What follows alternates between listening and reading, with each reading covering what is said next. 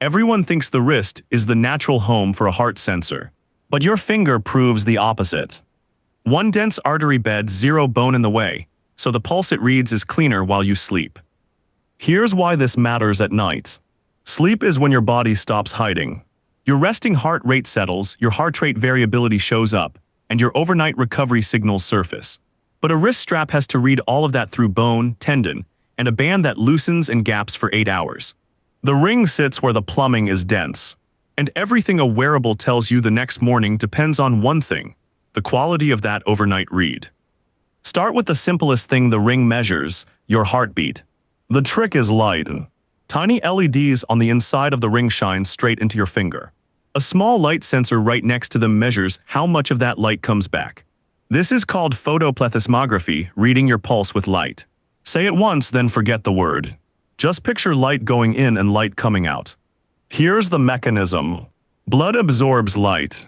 Every time your heart beats, it pushes a fresh slug of blood into the arteries in your finger.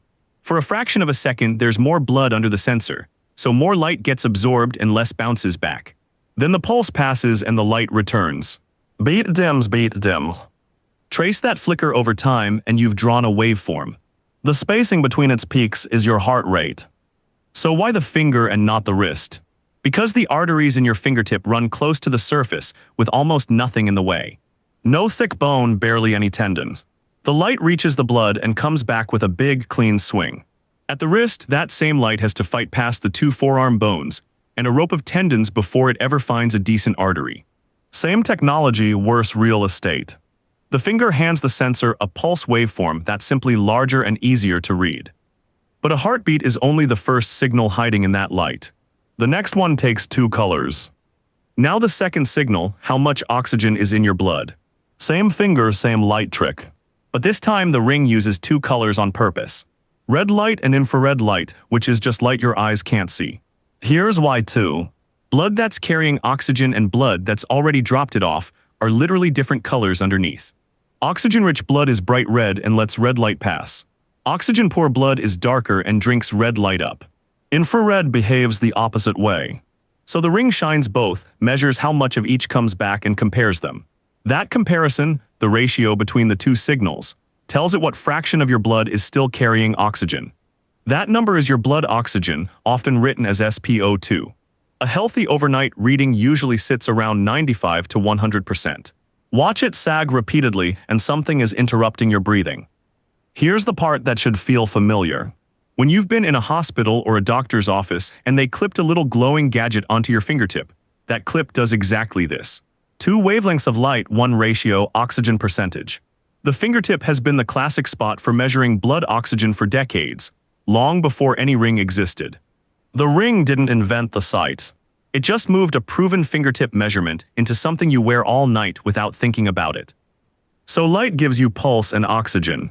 But there's a third signal it can't measure. And for that, the ring uses heat. Signal 3 is temperature.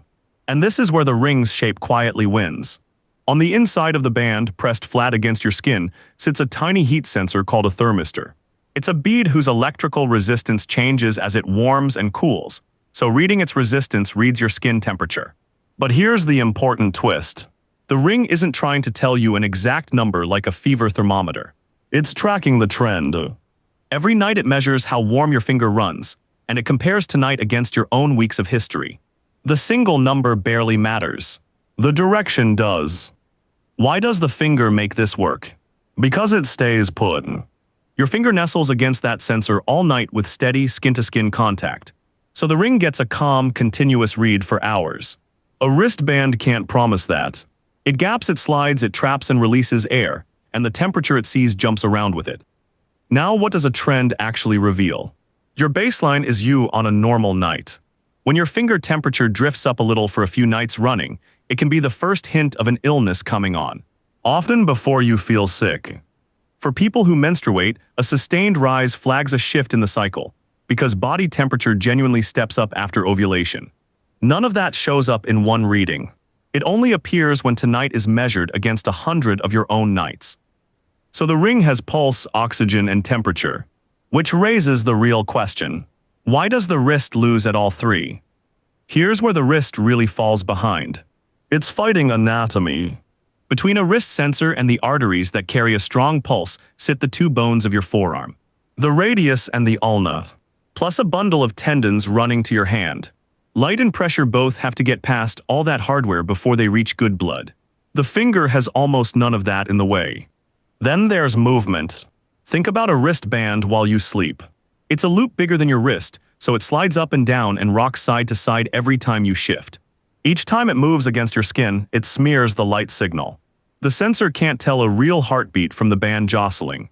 Engineers call that motion artifact, and it's the enemy of a clean read. A ring barely moves. It's a snug band on a narrow finger with nowhere to slide, so the signal stays still enough to trust. And the finger has one more gift most people never hear about. In your fingertips there are dense, direct shortcuts between the arteries and the veins. Extra plumbing packed into a tiny space.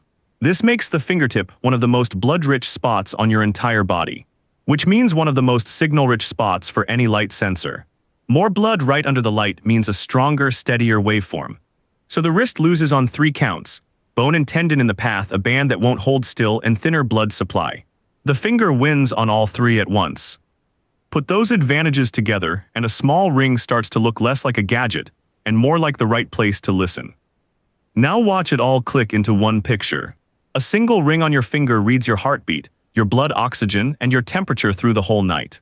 And it can do that not because the chips inside are smarter than a watch, but because of where they're sitting. The finger is simply better optics. Light in, light out on a patch of skin packed with blood and clear of obstacles. Every advantage stacks in the same direction. The pulse waveform is bigger there because the arteries sit near the surface with 0 bone and 0 tendon blocking the light. The oxygen read is trustworthy there because the fingertip has been the proven place to measure it for decades. The temperature trend holds there because the finger stays pressed to the sensor all night. And the whole thing stays clean because a snug ring doesn't slide the way a loose band does. That's the master loop closing. The finger doesn't beat the wrist on cleverness. It beats it on location. One dense artery bed against a wrist full of bone. What you actually walk away with is a sharper overnight read. A steadier resting heart rate, cleaner heart rate variability, and recovery signals pulled from the best sensor site your body has to offer. Not because the device tried harder, because it stopped fighting your anatomy and sat where the blood already is. So the one idea to keep is this. For reading your body at night, location beats gadgetry. The dense artery bed in your finger wins because it skips bone and tendon and sits right on the blood. Which opens the next question. Once a ring has all night of clean pulse and temperature data, how does it actually decide you slept well? That's the software story, and it's the next box we'll open. Subscribe and we'll take it apart together.